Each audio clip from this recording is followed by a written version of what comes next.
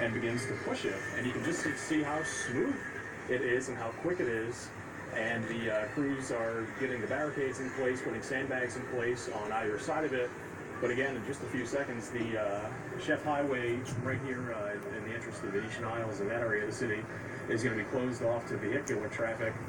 You can still walk over the levee, but the idea is that they don't want water getting in to that point. And so again, you're seeing a Watergate hasn't been closed right now as we watch this, in a 34-year lifespan at least. The first one was shut just a few minutes ago. The second one is shutting now. And again, like I said, born and raised here, I really don't recall seeing this happen.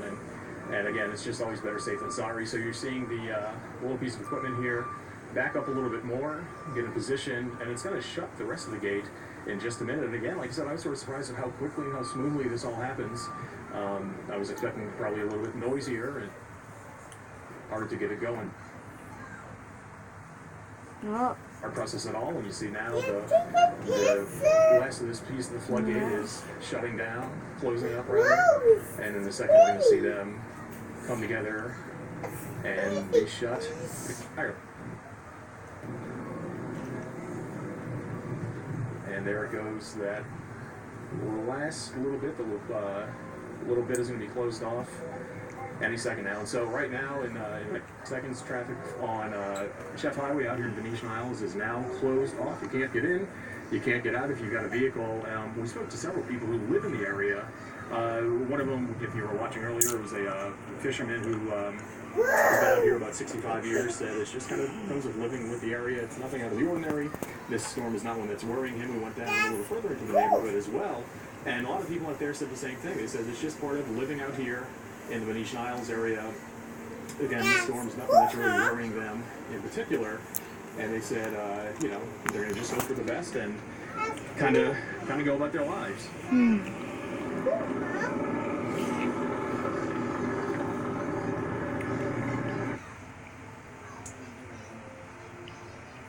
I want to trick-or-treating.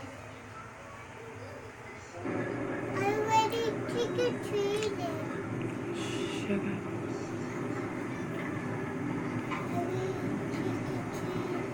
Stop. I don't like the looks of this, man. And you're looking looks like they're trying to close us in. These two gates right here, again, just these massive gates installed after Katrina that are being shut. Again, a real rare sight here in New Orleans. You don't see this happening a whole lot. And so again, you're seeing the final work being done to just make sure these gates aren't going to upend, and hopefully they're not going to be needed for anything. But again, this is not at all a common sight here in New Orleans, seeing these floodgates shut. And so again, you see the final preparations of the crews out here tightening them up to make sure they stay closed, and presumably in the next few days we'll see them open up again. But again, you just saw live pictures there of just how quickly and how easily they can get these things shut, and again, just kind of a rare sight, guys.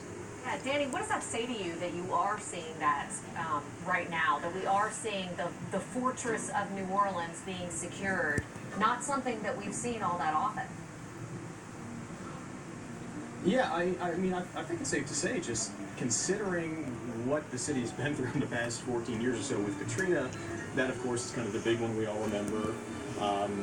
I think I can probably speak for a lot of people when I say for myself, that still brings back a lot of concerns about flooding from storm surge. Obviously, the storm protection is a lot better these days, but also just keep in mind what we're dealing with just in terms of rainy day flooding. I think people here in the city are just anxious when it comes to water and that sort of situation with storms. Honestly, it's not the wind that really bothers me personally. It's always the water that I'm concerned about. So, I like I said a few minutes ago, I guess it's always better safe than sorry in a situation like this. Hopefully this is nothing that's going to be needed and something that's not necessary, but just something to, it's good that we've got it. I guess that's the best way to put it. And I think it definitely speaks to the level of concern of our flood officials and of our flood protection team, that they're actually closing these gates, that we're actually seeing this happen for a tropical storm. Well, and the governor was saying earlier that this is the first time all the floodgates have been closed since the system was built, and they decided to close the ones around the lake just as a precaution. But I'm really glad that you got there in place to provide us that video and that visual, because it really was awesome in the true sense of the word, right? It is a civil engineering feat.